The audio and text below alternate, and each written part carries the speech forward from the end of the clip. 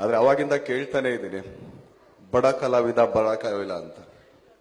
ಖಂಡಿತ ಕಲಾವಿದ್ರು ಯಾರು ಬಡವರಲ್ಲ, ಆರ್ಥಿಕವಾಗಿ ಮಾತ್ರ ಬಡವರಾಗಿರ್ತಾರೆ. ಬಟ್ ಕಲೆಯಲ್ಲಿ ಅವ್ರ ಹತ್ರ ಶ್ರೀಮಂತರು ಯಾರು ಇರಕ್ ಸಾಧ್ಯನೂ ಇಲ್ಲ.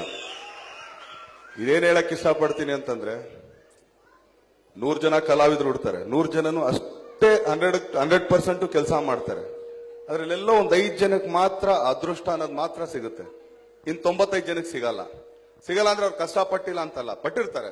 ಆದ್ರೆ ಎಲ್ಲೋ ಒಂದ್ ಪಾಯಿಂಟ್ ಅಲ್ಲಿ ಹೊಟ್ಟೋಗಿರುತ್ತೆ. ಈಗ ಎಲ್ಲರೂ ಆಕ್ಚುಲಿ ಇಟ್ಸ್ ಅ ರೇಸ್, ಜೀವನ ಅನ್ನೋದೇ ರೇಸ್. ಸೊ ಆ ತರ ಇದ್ದಾಗ ಮನೆಯಲ್ಲಿ ಅವ್ರದೇ ಆದಂತ ಒಂದು ಆರ್ಥಿಕ ಸ್ಥಿತಿಗಳಿರುತ್ತೆ. ಕಲಾವಿದ್ರು ಏನಕ್ಕೆ ನಾನು ತುಂಬಾ ಶ್ರೀಮಂತರು ಅಂತ ನಾನು ಹೆಮ್ಮೆಯಿಂದ ಹೇಳ್ಕೊಳ್ತೀನಿ ಅಂತಂದ್ರೆ, ಮನೇಲಿ ಅಳ್ತಾ ಇರ್ತೀವಿ ಬಟ್ ಹೊರಗಡೆ ಬಂದು ನಗಿಸ್ತೀವಿ. ಮನೆಯಲ್ಲಿ ಗಂಜಿ ಒಣಮೀನ್ ತಿಂದಿರ್ತೀವಿ, ಹೊರಗಡೆ ಬಂದು ಬಿರಿಯಾನಿ ಕೋಳಿ ರೊಟ್ಟಿ ತಿನ್ನೋ ರೇಂಜಿಗೆ ತೋರಿಸ್ತಾ ಇರ್ತೀವಿ.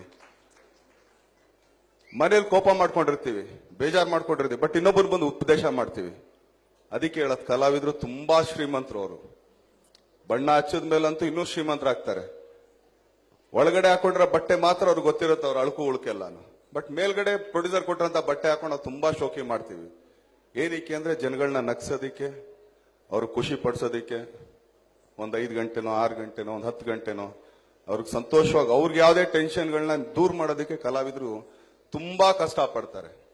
ಇವತ್ತಂತ ಕಲಾವಿದರಿಗೆ ಅವ್ರ ಆರ್ಥಿಕ ಸ್ಥಿತಿಗಳನ್ನ ತಿಳ್ಕೊಂಡು ಅದಕ್ಕೆ ಸಹಾಯ ಮಾಡಿದಂತ ಈ ಟ್ರಸ್ಟ್ಗೆ, ಸತೀಶ್ ಅಣ್ಣ ಅವರಿಗೆ ನಾನು ತುಂಬಾನೇ ಕೃತಜ್ಞತೆಗಳನ್ನ ಸಲ್ಲಿಸ್ತೀನಿ.